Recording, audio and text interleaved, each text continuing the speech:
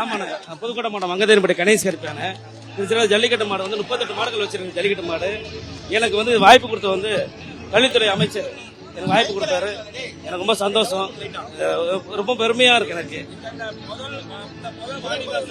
ஆமா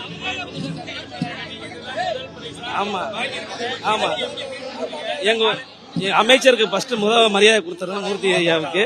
ரெண்டாவதாக நாங்கள் வந்து முயற்சிகள் 100% முயற்சி எடுத்திருக்கோம். கிட்டத்தட்ட ஜல்லிக்கட்டு மாடுகள் வந்து கிட்டத்தட்ட 30-40 மாடு வச்சிருக்கிறோம். நிறைய செலவு பண்ணியிருக்கிறோம். ரொம்ப சந்தோஷமா இருக்கு, பெருமையா இருக்கு. கார் கொடுத்துருக்காங்க. பிளஸ் வந்து ஊக்கத்தை வந்து 1 லட்சம் கொடுத்துருக்காங்க. சந்தோஷம் மற்ற எல்லாமே கிடைச்சிருக்கு. எது குறைகள் கிடையாது, குறைகள் நிறைவு தான். சந்தோஷம், எனக்கு ரொம்ப பெருமையா இருக்கு. கிட்டத்தட்ட 38 மாடு ஜல்லிக்கட்டு மாடு வளர்க்குறேன். புதுக்கோட்டை மாவட்டத்தில் அதிக ஜல்லிக்கட்டு கலைகள் நான் உருவாக்கி வச்சிருக்கேன்.